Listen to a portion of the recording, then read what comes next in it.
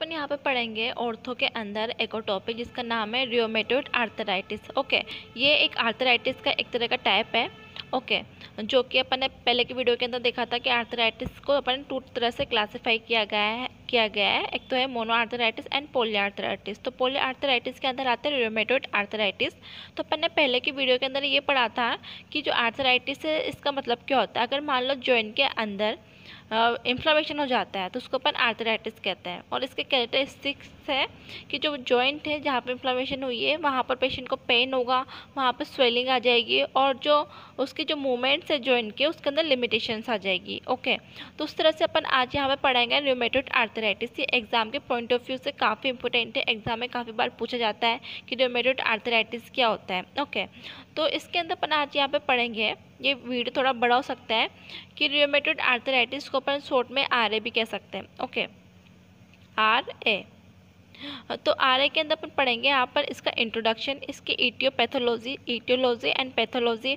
उसके बाद यहाँ पर रियोमेटॉइड आर्थराइटिस की 3 स्टेज होती है, उसके बारे में अपन डिस्कस करेंगे। इसका डायग्नोसिस अपन किस तरह से करेंगे वो देखेंगे, कि इसके क्लिनिकल फीचर्स देखेंगे एंड इसके एग्जामिनेशन अपन किस तरह से करेंगे। उसके बाद अपन इसके अंदर पढ़ेंगे इसके इन्वेस्टिगेशन, डिफ्रेंशिएट, डायग्नोसिस। उसके बाद इसका ट्रीटमेंट देखेंगे। ट्रीटमेंट के अंदर आएगा principle of treatment, method of treatment, जैसे कि मेडिकल ट्रीटमेंट हो सकता है, ऑर्थोपेडिक ट्रीटमेंट हो सकता है। ऑर्थोपेडिक ट्रीटमेंट के अंदर non operative treatment and operative treatment. Okay, तो इस तरह से अपन डिस्कस करेंगे आज पूरा रियोमेटॉइड आर्थराइटिस। तो इसके अंदर देखते हैं, सबसे पहले आता है इसका इंट्रोडक्शन। इंट्रोडक्शन के अंदर यहाँ पे लिखा हुआ है इसकी definition. Okay, rheumatoid arthritis is the chronic non suppurative inflammation of the synovial joint. तो रियोमेटॉइड आर्थराइटिस क्या होता है? जो रियोमेटॉइड आर्थराइटिस होता है वो साइनोवियल जॉइंट के अंदर अपन को देखने को मिलता है और वहाँ पर क्रोनिक नॉन सप्यूरेटिव इन्फ्लेमेशन हो जाती है। ठीक है, क्रोनिक होता है और नॉन सप्यूरेटिव का मतलब है यहाँ पर जो पस का फॉर्मेशन यहाँ पर नहीं होगा। ठीक है, बिना पस वाला इन्फ्लेमेशन होगा, नॉन सप्यूरेटिव इन्फ्लेमेशन यहाँ पर होगा साइनोवियल जॉइंट के अंदर। अब साइनोवियल जॉइंट क्या होता है अपन इसका डायग्राम देखते हैं।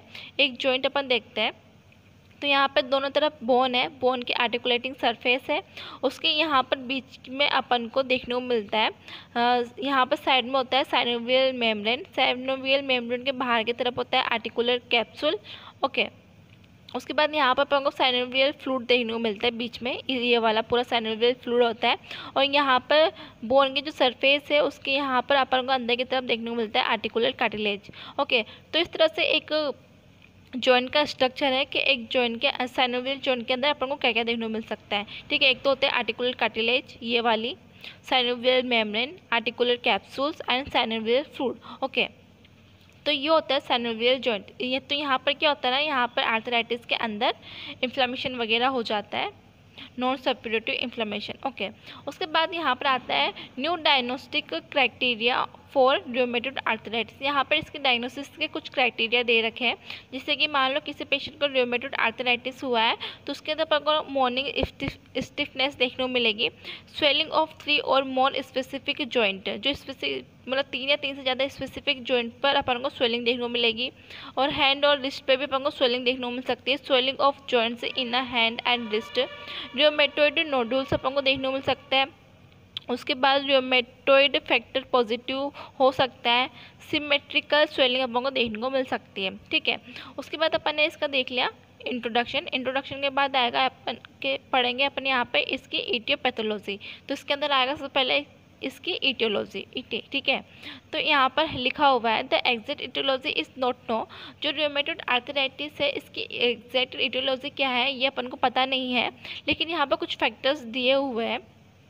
Following factors have been thought to play a role in causation of the disease। ठीक है, तो इसकी ईटियोलॉजी तो अपन को ठीक से पता नहीं है कि किस कारण से RA अपनी बॉडी के अंदर हुआ है, लेकिन यहाँ पर कुछ फैक्टर्स है जो कि इस डिजीज़ को कॉज कर सकते हैं। ठीक है, तो यहाँ पर 2 फैक्टर्स दिए हुए हैं, एक तो है जेनेटिक फैक्टर, एक है एजेंट्स। ओके, तो जेनेटिक फैक्टर्स के अंदर क्या होता है, the genetic predisposition is strongly suspected because of certain histocompatibility marks associated with it, HLA-DR4 या फिर HLA-DR1। ठीक है, तो यहाँ पर ये लिखा हुआ है अगर बॉडी में HLA-DR4 या फिर HLA-DRA प्रेजेंट होते हैं टेस्ट करवाने पर, तो ये स्ट्रांगली ससेप्टेबल होते हैं RA के लिए। ठीक है, उसके बाद यहाँ पर एजेंट्स के अंदर लिखा हुआ है agent such as mycoplasma, clostridium and some virus have been implicated in its etiology. ठीक है, तो यहाँ पे ये लिखा हुआ है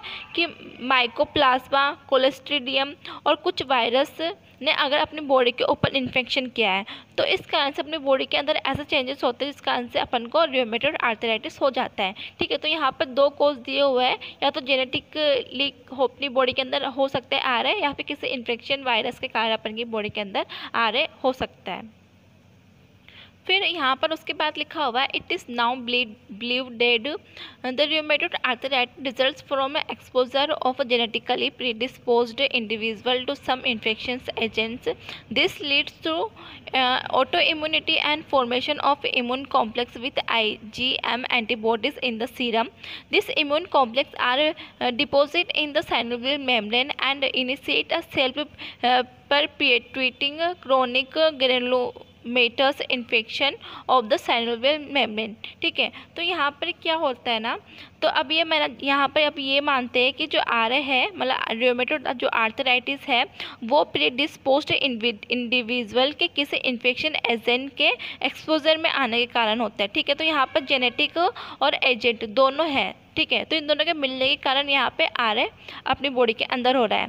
तो इस कारण से क्या होता है ना, इस कारण से auto immunity and immune complex का फॉर्मेशन सीरम में प्रेजेंट IgM एंटीबॉडीज के साथ होता है।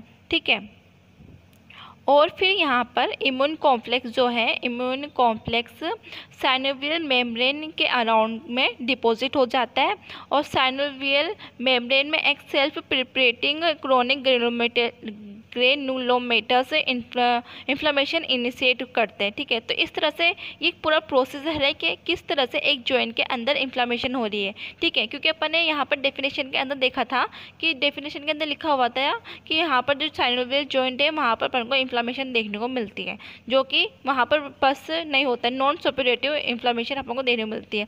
तो इस तरह से यहाँ पर एक इन्फ्लेमेशन होती है जॉइंट के अंदर। यहाँ पर उसके बाद आता है इसकी पैथोलॉजी। ठीक है, तो अपन ने इसका इंट्रोडक्शन देखा, इसकी इटियोलॉजी देखी, इटियोलॉजी के बाद आएगी इसकी पैथोलॉजी। ठीक है, तो पैथोलॉजी के अंदर क्या होगा, जॉइंट्स के अंदर क्या चेंजेस हो रहे हैं वो सब अपन देखेंगे। पहले तो अपन देख लें कि इन्फ्लेमेशन किस तरह से हो रही है, क्या क्या चेंजेस हो रहे हैं, उसके बाद आएंगे इसकी पैथोलॉजी।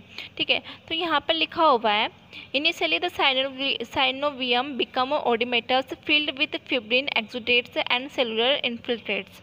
ओके, तो यहाँ पर साइनोवियम का मतलब होता है जो अपनी जॉइंट के अंदर जो साइनोवियल मेम्ब्रेन है उसके बारे में यहाँ पर बात हो रही है।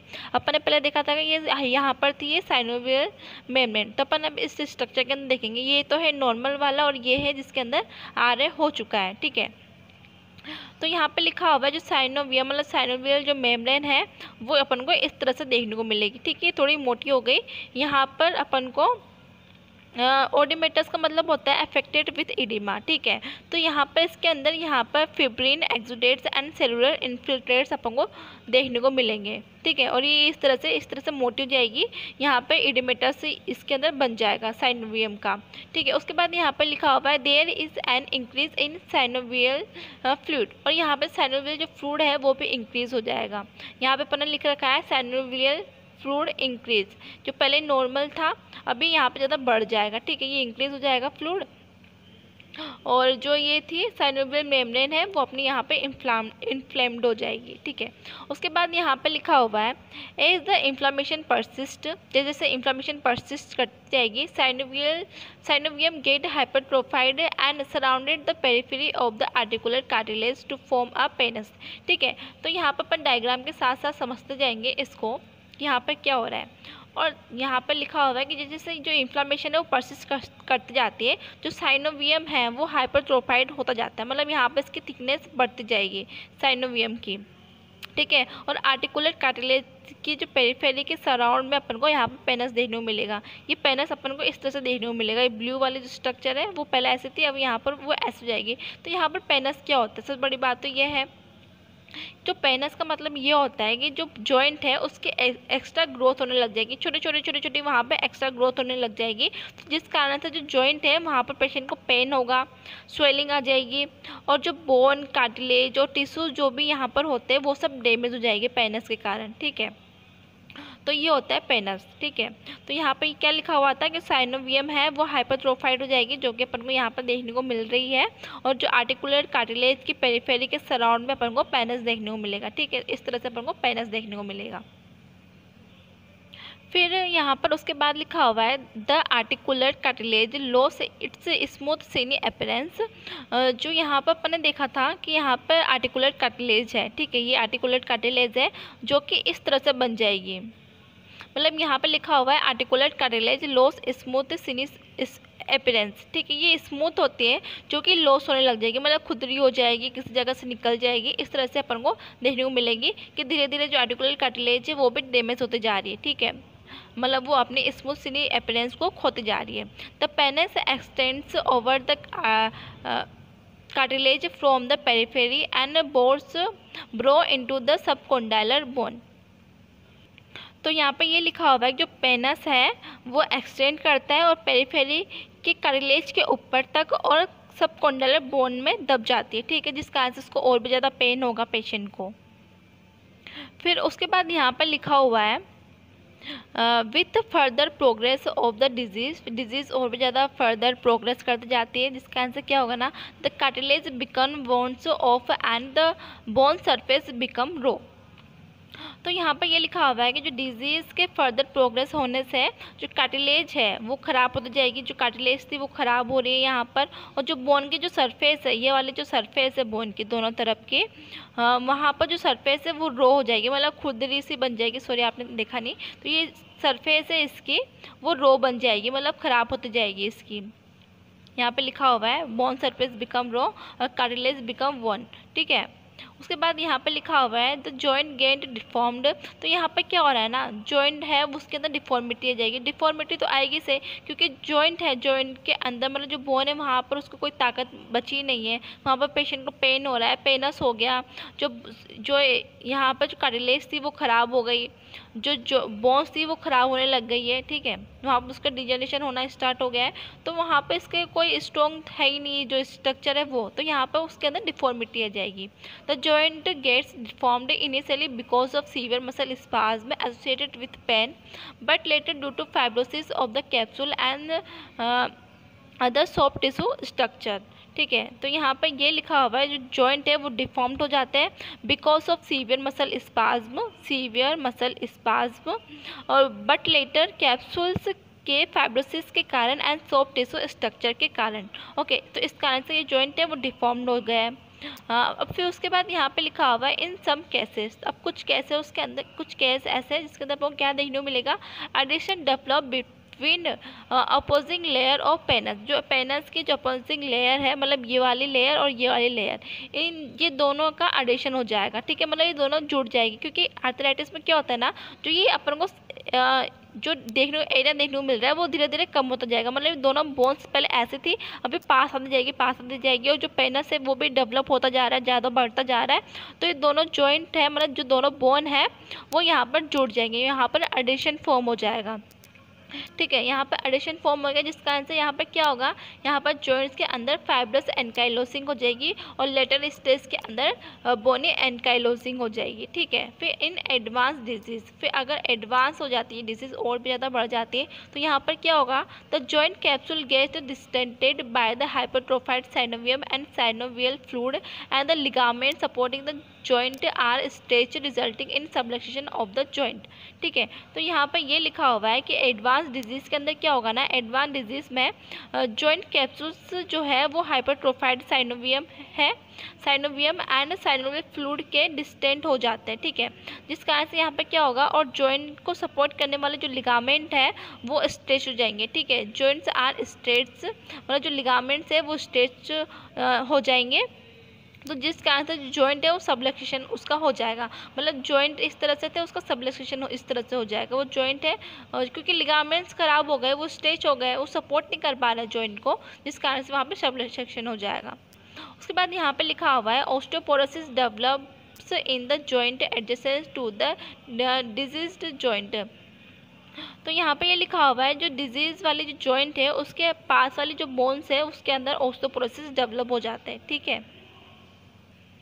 फिर उसके बाद यहाँ पर लिखा हुआ है peri articular tissues notably tendon and muscles become oedematous and infiltrates with cell and may rupture spontaneously. ठीक है, तो यहाँ पे ये लिखा हुआ है साइमल्टेनियसली। तो यहाँ पे लिखा हुआ है peri articular tissues tendons and muscles जो है ये ओडिमेटस बन जाते हैं और सेल के पास मतलब जो सेल है उसके साथ इन्फिल्ट्रेट होता है और स्पॉन्टेनियसली रप्चर हो जाते हैं। ओके, उसके बाद यहाँ पर लिखा हुआ है the course of the disease varies from patient to patient. जो डिजीज़ का जो कोर्स है वो पेशेंट टू पेशेंट वेरी करता है। तो कुछ में क्या होता है ना, in some it is no more than a mild arthritis which totally recovers, in others it may be a severe chronic debilitating disease ultimately ending up in deformity. ठीक है, तो यहाँ पे ये लिखा हुआ है जो डिजीज़ है वो पेशेंट टू पेशेंट वेरी करती है और कुछ में क्या होता है ना, ये एक माइल्ड आर्थराइटिस से ज़्यादा कुछ भी नहीं होता है जो कि पूरी तरह से ठीक हो जाता है। मतलब ज़्यादा आर्थराइटिस नहीं होगा, माइल्ड आर्थराइटिस होगा और वो अच्छे से ट्रीटमेंट से थोड़ा सा लेंगे जिससे वो ठीक हो जाएगा। लेकिन कुछ में क्या होता है ना, ये सीवियर बन जाता है और क्रोनिक डेबिलेटिंग डिजीज़ बन जाता है। ठीक है, जिसका जो ये जो आर्थराइटिस है मतलब जो डिजीज़ है वो ख़त्म कब होती है, अब इसके अंदर डिफॉर्मिटी आ जाती है। मतलब ये स्टार्ट होगा और डिफॉर्मिटी जब तक नहीं जाएगी जब तक चलता ही रहेगा। क्योंकि अपन ने पहले देखा था कि जब ज़्यादा सीवियर हो जाता है, ज़्यादा एडवांस स्टेज में चला जाता है तो जॉइंट के अंदर डिफॉर्मिटी अपन को देखने को मिलती है। ठीक है, तो सीवियर के अंदर क्या होगा ना, डिफॉर्मिटी जाएगी, अगर माइल्ड होगा तो वो ठीक हो जाएगा। Typical case has a history of spontaneous remission and exacerbation. Typical case में क्या होता है ना, स्पॉन्टेनियस रिमिशन एंड एक्सर्बेशन की हिस्ट्री हो सकती है। ठीक है, उसके बाद यहाँ पे लिखा हुआ है some of the factors known to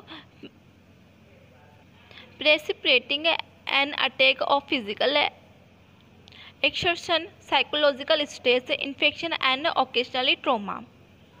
तो यहाँ पर क्या है ना, यहाँ कुछ फैक्टर्स दिए हुए हैं जो कि अटैक को प्रेसिपिटेट करने के लिए जाना जाता है, मतलब उससे और ज़्यादा हो जाएगा, जैसे कि फिजिकल एक्सर्शन, साइकोलॉजिकल स्ट्रेस या फिर इन्फेक्शन या फिर कोई भी ट्रॉमा। ओके, तक अपन ने यहाँ पे पढ़ा इसका इंट्रोडक्शन, इटियोलॉजी के अंदर देख लिया इटियोलॉजी एंड इसकी पैथोलॉजी। अब अपन यहाँ पर देखेंगे इसके स्टेज ऑफ रियोमेटॉइड आर्थराइटिस। इसकी 3 स्टेज यहाँ पर होती है। स्टेज ऑफ रियोमेटॉइड आर्थराइटिस यहाँ पे लिखा हुआ है from clinical view point rheumatoid arthritis can be divided into 3 stage. Okay, तो क्लिनिकल व्यू पॉइंट से यहाँ पे रियोमेटॉइड आर्थराइटिस के 3 स्टेज है, जिसके अंदर अपन देखते हैं सबसे पहली first stage potentially reversible soft tissue proliferation. Okay, तो इसके अंदर लिखा हुआ है in this stage the disease is limited to the synovium, there occur synovial hypertrophy and effusion, no destruction changes can be seen on X-ray. तो यहाँ पर क्या लिखा हुआ है, इस डिजीज़ में मतलब इस वाली स्टेज में डिजीज साइनोवियम तक ही रहती है। मतलब जो साइनोवियम मेम्ब्रेन अपन ने पढ़ा था ना वहाँ तक ही रहती है। इसमें साइनोवियम हाइपरट्रोफी होती है और इफ्यूजन होता है। और इसके जो अपन जब एक्सरे करवाते हैं तो इसके अंदर अपन को किसी भी तरह के डिस्ट्रक्शन चेंजेस देखने को नहीं मिलते, मतलब डिस्ट्रक्टिव चेंजेस अपन को देखने को नहीं मिलते फर्स्ट वाली स्टेज के अंदर। उसके बाद इसकी आती है आगे की सेकेंड स्टेज। इसके अंदर है controllable but reversible irreversible soft tissue destruction and early cartilage erosion. ठीक है, कंट्रोलेबल है बट अपन इसको रिवर्स नहीं कर सकते, इरिवर्सिबल होती है। तो इसके अंदर क्या होता है ना, X-ray show a reduction in the joint space but outline of the articular surface is maintained. तो अपन इसको डायग्राम से देखते हैं। तो यहाँ पर डायग्राम अपन ने देखा जिससे अपन ने पूरा ये आरे समझा है। तो यहाँ पे ये लिखा हुआ है कि जॉइंट स्पेस है वो कम हो जाएगा, क्योंकि मैंने आपको एक बार पहले बोला था कि इसकी जो स्पेस इतना सारा इतना स्पेस है तो धीरे धीरे कम हो जाएगा इसका स्पेस। तो इसका जो स्पेस जो कम हो गया है वो अपन को देखने को मिलेगा सेकेंड स्टेज के अंदर जब अपन इसका एक्सरे करवाएंगे तब। ठीक है, लेकिन यहाँ पे क्या होता है इसकी जो आर्टिकुलर सरफेस है वो तो मेंटेन रहती है, लेकिन जो डिडक्शन हो जाता है यहाँ पर स्पेस का। उसके बाद यहाँ पर आता है irreversible soft tissues and bony changes. तो यहाँ पर आपको बोनी चेंजेस देखने को मिलेंगे और ये इरिवर्सिबल सॉफ्ट टिश्यूज होते हैं। The pannus ultimately destroyed the articular cartilage and erode the subchondral bone, the joint become ankylosed usually in a deformed position. It may be subluxed और डिसलोकेट। ठीक है, तो यहाँ पर थर्ड वाली स्टेज आ गई। थर्ड वाली स्टेज के अंदर क्या होगा, पेनस बोन के आर्टिकुलर कार्टिलेज को डिस्ट्रॉय कर देते हैं। अपन ने देखा था कि यहाँ पर इस तरह से पेनस बन जाते हैं। पेनस का मतलब होता है बोन के एक्स्ट्रा ग्रोथ होना, जिस कारण से स्वेलिंग हो जाती है, पेन होता है पेशेंट को। ठीक है, तो इस तरह से यहाँ पर पेनस हो जाते हैं। तो ये जो पेनस है वो आर्टिकुलर जो कार्टिलेज है इसको डिस्ट्रॉय कर देते हैं और सब कॉन्डाइलर बोन को इरोड कर देते हैं। ठीक है, और उसके बाद जो जॉइंट है, जॉइंट डिफॉर्म्ड पोजीशन में एनकाइलोज्ड हो जाता है, जो कि अपन ने पहले देखा था कि यहाँ पर जॉइंट की जो पोजीशन है वहाँ पे एनकाइलोइड हो जाएगा और सब, तो इसके बाद यहाँ पे इसका सबलक्सेशन हो जाएगा या फिर जो जॉइंट है उसका डिसलोकेशन हो जाएगा थर्ड वाले स्टेज के अंदर, जो कि सबसे ज़्यादा सीवियर होती है। उसके बाद यहाँ पर आता है स्टेज ऑफ रियोमेटॉइड आर्थराइटिस के बाद इसकी डायग्नोसिस। इसका डायग्नोसिस अपन करेंगे, इसके क्लिनिकल फीचर्स देखेंगे और इसका एग्जामिनेशन करेंगे। ओके, तो अपन यहाँ पे डायग्नोसिस पढ़ते हैं इसका रियोमेटॉइड आर्थराइटिस का। तो यहाँ पे लिखा है इसके क्लिनिकल फीचर्स के अंदर, it's occurs between the age of 20 to 50 years. Womens are affected about 3 times more common than mens. Following presentation are common. ठीक है, तो यहाँ पे डायग्नोसिस के अंदर ये लिखा हुआ है कि ये जो जो डिजीज़ है वो 20 to 25 ईयर की एज के बीच में अपन को देखने को मिलता है और वुमेन्स मेन की तुलना में 3 times मोर अफेक्ट होती है, मतलब वुमेन्स के अंदर अपन को ज़्यादा देखने को मिलता है। और यहाँ पे कुछ फॉलोइंग प्रेजेंटेशन है जो कि कॉमन है, यहाँ पे लिखा हुआ है। तो इसके अंदर फिर पहला यहाँ पर आता है एन एक्यूट सिमेट्रिकल पॉलीआर्थराइटिस। यहाँ पे लिखा हुआ है pain and stiffness is multiple joint at least 4 particular in the morning mark the beginning of disease. This may be followed by frank symptoms of articular inflammation.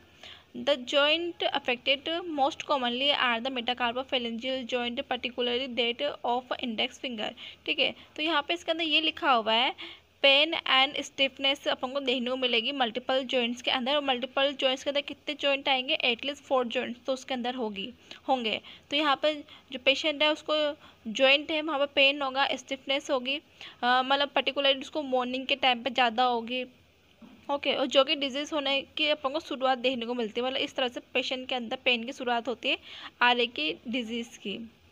ठीक है, उसके बाद यहाँ पे लिखा हुआ है इसके बाद आर्टिकुलर इन्फ्लामेशन के सिम्टम्स अपन को देखने को मिलता है, सिम्टम्स ऑफ आर्टिकुलर इन्फ्लामेशन। उसके बाद जॉइंट जो मोस्ट कॉमनली अफेक्ट होते हैं वो होते हैं यहाँ पे metacarpophalangeal joint and particularly that of the index finger. ठीक है, मेटाकार्पोफेरेंजियल जॉइंट कौन सा होता है, मेटाकार्पोफेरेंजियल जॉइंट ये वाला जॉइंट होता है जहाँ पे मेटाकार्पो और फेरेंजियस का जॉइंट होता है, मेटाकार्पोफेरेंजियल जॉइंट। उसके बाद पर्टिकुलर डेट ऑफ इंडेक्स, वो भी कौन सा, इंडेक्स फिंगर के अंदर। ठीक है, ये वाला जॉइंट। उसके बाद यहाँ पे लिखा हुआ है joint affected in rheumatoid arthritis commonly, मतलब कॉमनली कौन से जॉइंट अफेक्ट होते हैं आरए के अंदर वो यहाँ पे बताया हुआ है।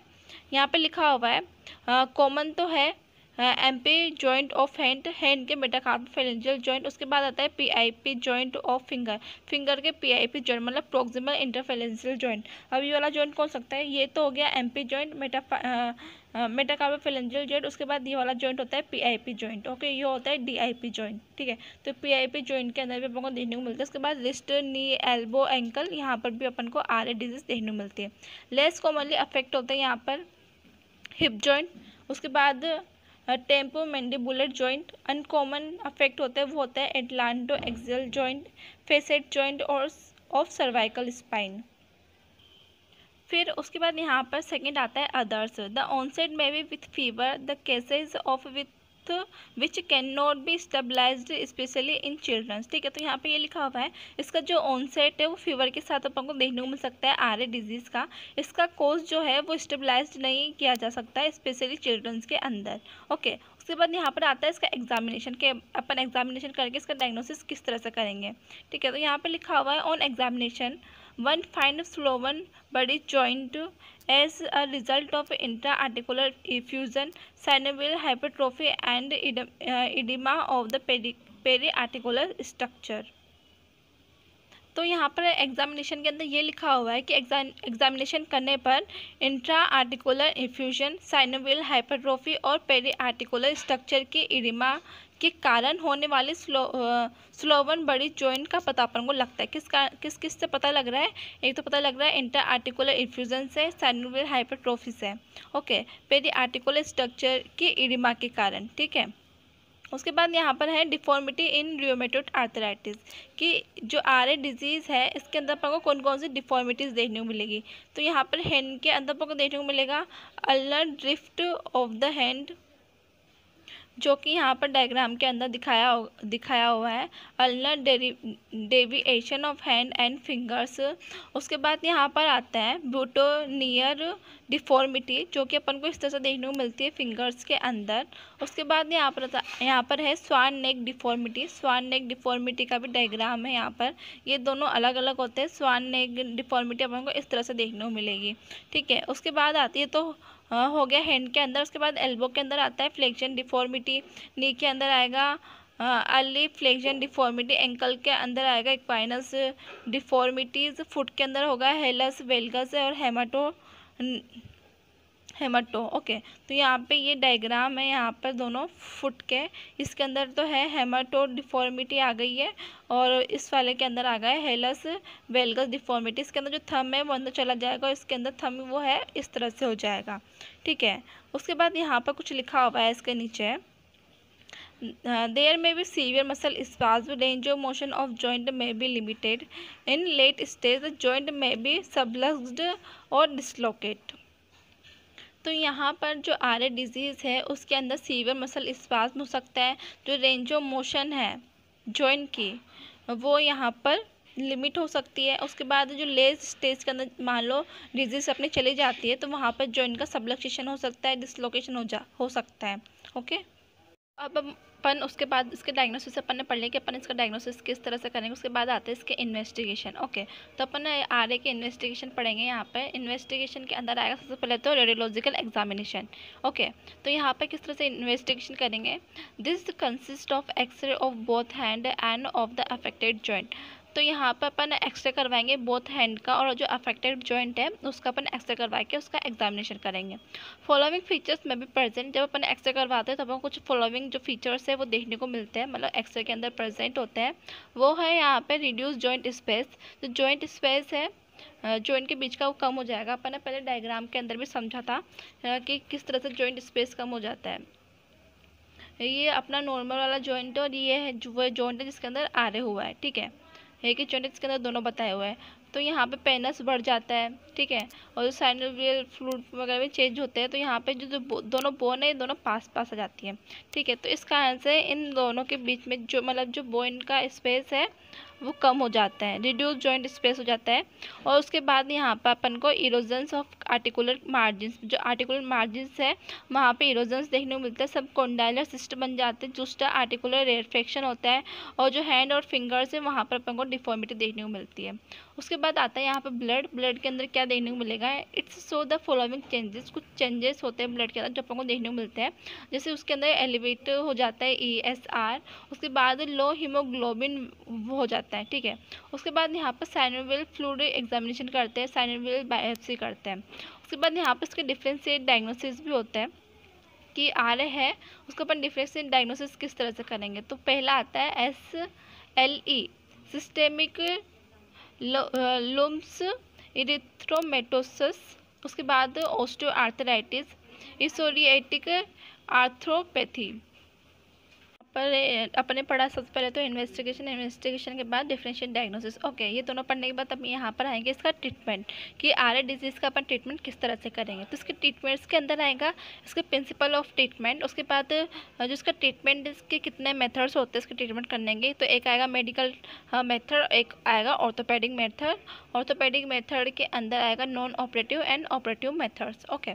तो अपन अब ट्रीटमेंट स्टार्ट करते हैं आरए का। तो यहाँ पे लिखा हुआ है प्रिंसिपल्स ऑफ ट्रीटमेंट। जो ट्रीटमेंट है इसके प्रिंसिपल्स क्या होंगे, aim of treatment are as follows. Treatment के जो एम है वहाँ पे यहाँ पे दिखाया हुआ है, इसके 3 एम है, तो यहाँ पे फर्स्ट लिखा हुआ है induction of remission and it's maintenance. Disease activity is brought under control by drug, prevention of joint functions and preservation of joint functions and prevent of deformities during the activity of disease and thereafter by physiotherapy and splinting, repair of joint damage। ठीक है, तो यहाँ पे ये लिखा हुआ है induction of remission and it's maintenance के अंदर ड्रग देकर अपन डिजीज़ को कंट्रोल में लाने की कोशिश करेंगे। उसके बाद डिजीज़ की एक्टिविटी के दौरान जॉइंट के फंक्शंस को प्रिजर्व करना और डिफॉर्मिटी को प्रिवेंट करना और उसके बाद उसकी फिजियोथेरेपी एंड स्प्लिंट करवाना, ये अपना एम होता है। ठीक है, उसके बाद जॉइंट डैमेज को रिपेयर करना। उसके बाद आते हैं मेथड्स ऑफ ट्रीटमेंट।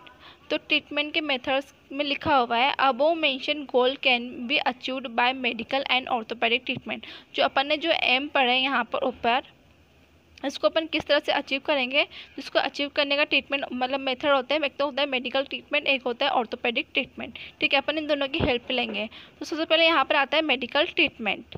तो मेडिकल ट्रीटमेंट के अंदर लिखा हुआ है medical treatment essentially consist of anti rheumatic drug. ठीक है, तो मेडिकल ट्रीटमेंट में एंटी रियोमेटिक ड्रग होती है।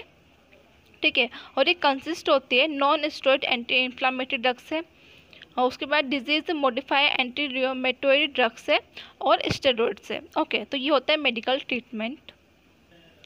फिर उसके बाद यहाँ पर आता है इसका ऑर्थोपेडिक ट्रीटमेंट। ऑर्थोपेडिक ट्रीटमेंट पे आएगा non operative methods and operative methods of treatment. तो इसके अंदर सबसे पहले आता है नॉन ऑपरेटिव मेथड्स, उसके बाद अपन पढ़ेंगे इसके ऑपरेटिव मेथड्स। ओके, तो नॉन ऑपरेटिव मेथड्स के अंदर आएगा physiotherapy, occupational therapy and rehabilitation. Okay, तो फिजियोथेरेपी के अंदर अपन देखते हैं this consist of splintage of joint in proper position during the acute phase, heat therapy, wax bath, hot water fermentation for symptomatic relief, joint mobilization exercise to maintain joint function, muscle building exercise to gain strength। ठीक है, तो यहाँ पे physiotherapy के अंदर ये लिखा हुआ है डिजीज, जो फर्स्ट वाला देखते हैं, मतलब डिजीज़ के एक्यूट फेज में जॉइंट की प्रॉपर पोजीशन को बनाए रखने के लिए अपन वहाँ पे स्प्लिंट वगैरह लगाते हैं पेशेंट को। उसके बाद अपन पेशेंट को हीट थेरेपी देते हैं, जिसके अंदर आता है wax bath, hot water fermentation आता है, जो कि पेन रिलीफ पेशेंट को देता है। उसके बाद जॉइंट फंक्शन को मेंटेन रखने के लिए जॉइंट मोबिलाइजेशन एक्सरसाइज अपन करवाते हैं पेशेंट को। उसके बाद मसल बिल्डिंग एक्सरसाइजेज करवाते हैं, मतलब स्ट्रेंथ को गेन करवाने के लिए पेशेंट की। उसके बाद यहाँ पर आता है ऑक्यूपेशनल थेरेपी। ऑक्यूपेशनल थेरेपी के अंदर है role of occupational therapy is to help the patient cope with its occupational requirements in the most comfortable way by modifying them। ठीक है, तो यहाँ पर ऑक्यूपेशनल थेरेपी के अंदर ये लिखा हुआ है ऑक्यूपेशनल थेरेपी का रोल पेशेंट को उसके ऑक्यूपेशन रिक्वायरमेंट को सबसे कंफर्टेबल तरीके से उन्हें मॉडिफाई करके, मतलब उनको उससे हेल्प करवाना है उन पेशेंट को। ओके, उसके बाद आता है rehabilitation. Role of rehabilitation is to improve the function of patient with the help of device like beds, walking aids etc। ठीक है, तो यहाँ पे रिहेबिलिटेशन के अंदर क्या आएगा, रिहेबिलिटेशन का रोल पेशेंट के जो फंक्शंस है उसको इम्प्रूव करना with the help of beds, walking aids etcetera, मतलब अपन पेशेंट को बेड्स देंगे, वॉकिंग एड्स देंगे, जिससे वो अच्छे से फंक्शन कर पाए अपने मूवमेंट्स का, अपनी बॉडी का। उसके बाद यहाँ पर आते हैं इसके ऑपरेटिव मेथड्स। तो ऑपरेटिव मेथड्स के अंदर आता है प्रिवेंटिव सर्जरी, उसके बाद palliative surgery, reconstructive surgery and सेलवेज surgery. In surgery करके भी अपन डिजीज़ को ठीक कर सकते हैं, जिसको अपन कहते हैं ऑपरेटिव मेथड्स।